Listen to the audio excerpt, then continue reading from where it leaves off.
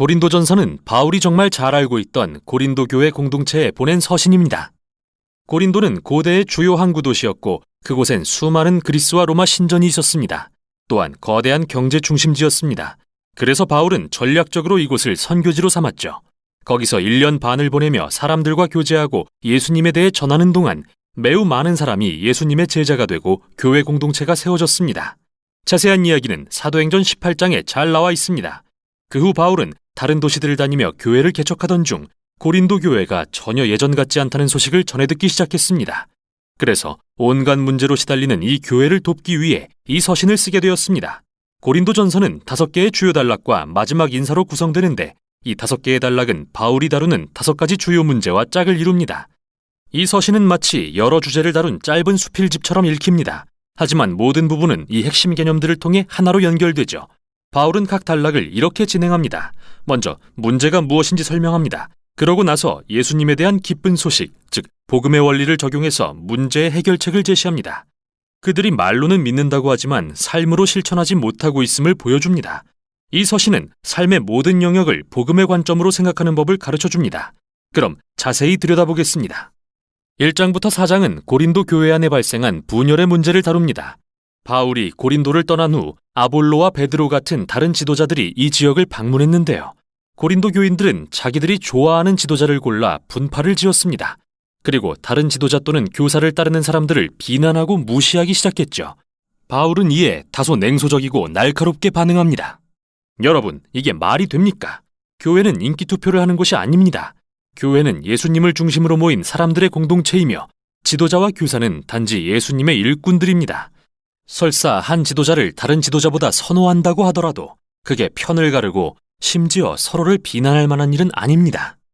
교회의 중심은 예수님이시며 그분과 그분께서 하신 일에 관한 복음이어야 합니다.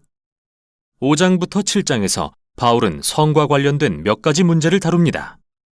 이 교회 안에는 성적으로 문란한 사람들이 많았는데 자기 계모와 잠자리를 하는 남자가 있는가 하면 여전히 그리스 신전에서 우상을 숭배하며 그곳의 창기들과 성관계를 맺는 사람도 많았죠.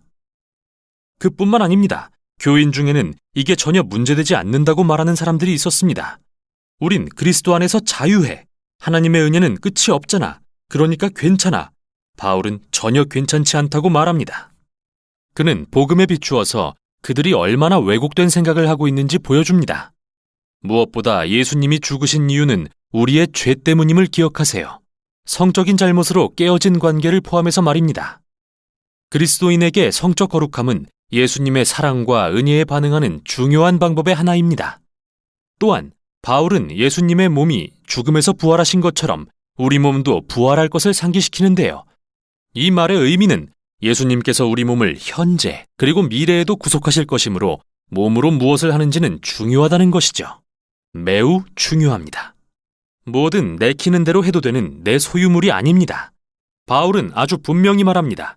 예수님의 제자는 성적인 문제에 있어서 어떤 타협도 해서는 안 된다고 말이죠. 8장부터 10장은 음식에 관한 문제를 다루는데 단순히 특정한 음식에 대한 선호 차원의 문제가 아닙니다. 당시 고린도 교회에는 그리스와 로마 신들에게 제물로 바친 고기를 먹는 문제를 둘러싸고 의견 대립이 있었는데 이 문제에 어떻게 대응할지를 놓고 유대인과 이방인 그리스도인들 간의 분열이 일어났습니다. 바울은 다시 한번 복음의 핵심 개념을 들어 호소합니다. 우리는 다른 어떤 우상도 아닌 오직 주 예수님께만 충성해야 합니다.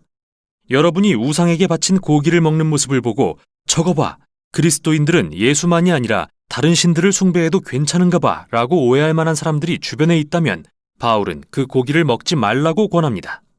예수님께 충성된 자로서 우리는 그런 사람들을 자신보다 더 사랑하고 그릇된 길로 이끌어서는 안 된다고 말합니다. 그러나 바울은 재빨리 덧붙입니다. 여러분, 우리 그리스도인들은 하나님이 그 고기를 비롯한 만물을 창조하셨음을 믿습니다. 신전의 우상들이 그저 나무 조각이나 돌덩이라는 것도 알지요. 그러므로 주변에 여러분의 행동을 오해할 만한 사람이 없고 배가 고프다면 먹어도 됩니다. 그리스도 안의 새 사람으로서 이런 류의 논쟁거리는 자유롭게 양심을 따라 다루십시오. 그런데 괜찮은 경우와 그렇지 않은 경우를 어떻게 구분하죠? 핵심 원리는 사랑입니다. 사랑은 자기를 부인하고 타인의 유익을 추구합니다. 사랑, 즉 하나님의 사랑은 복음의 정수입니다. 예수님이 우리를 위해 돌아가신 그 사랑 말이죠. 바울은 이게 바로 그리스도인이 타인에게 할 일이라고 말합니다. 11장부터 14장으로 넘어가서 이제 바울은 고린도 교회의 예배 모임에 관한 문제를 다룹니다. 교인 중에는 모임 중에 아주 강력한 영적 체험을 하는 사람들이 있었습니다. 그들은 알 수 없는 언어로 크게 기도하기 시작했죠.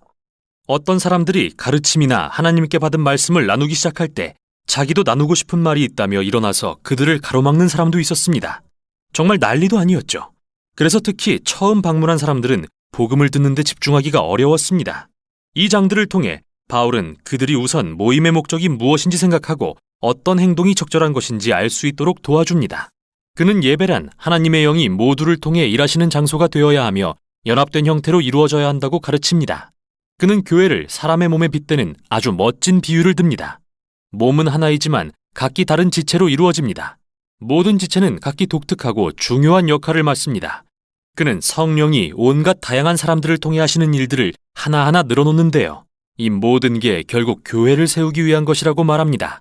이 말씀이 바로 이 장들의 핵심 구절이죠. 바울은 교회가 모일 때의 최고 가치는 복음의 중심 개념인 하나님의 사랑이 되어야 한다고 결론짓습니다. 이 단락의 핵심어 역시 사랑입니다. 사랑은 모임에 참여하는 모든 사람이 자기 역할을 통해 타인을 섬기고 서로의 유익을 구하게 할 것입니다. 바울은 이 진리를 고린도 교회의 문제들에 적용합니다. 그들 중에는 모임의 목적이 강렬한 영적 체험이나 자기 의견을 발언할 기회를 얻는 데 있다고 믿는 사람들이 있었는데요. 바울은 말합니다. 여러분, 저도 강력한 기도 체험을 정말 좋아합니다. 그러나 저 때문에 누군가 방해받거나 놀란다면 멈출 것입니다. 이는 남보다 나를 더 사랑하는 행동이기 때문입니다. 그리스도인은 질서 있는 예배를 드려야 합니다.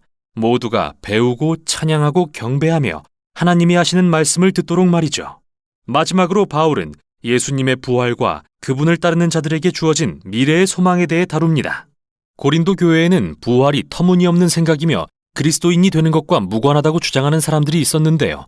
바울은 이에 결코 동의할 수 없습니다. 그는 먼저 부활은 복음에 있어 필수 요소라는 것을 강조합니다. 우리가 부활을 믿는 건 예수님이 로마인들에게 공개 처형을 당하신 후 몸이 다시 살아나신 것을 본 수백 명의 증인 때문인데, 만일 예수님이 죽은 자 가운데서 부활하지 않으셨다면 그분의 죽음은 무의미하다고 말합니다. 우리는 모두 여전히 죄와 이기심 가운데 있을 것이며 그리스도인이 되기를 그만둬야 한다고 말이죠. 그 후 바울은 부활이 왜 죄와 사망에 대한 예수님의 승리이며 우리에게 현재의 생명과 능력의 근원이고 온 세상의 미래에 대한 소망의 약속이 되는지 자세히 설명합니다. 우리가 예수님을 중심으로 연합해야 할 이유는 바로 부활 때문입니다. 우리가 성적 거룩함을 추구하는 동기는 이것입니다. 나보다 남을 더 사랑할 수 있는 힘의 근원도 이것입니다.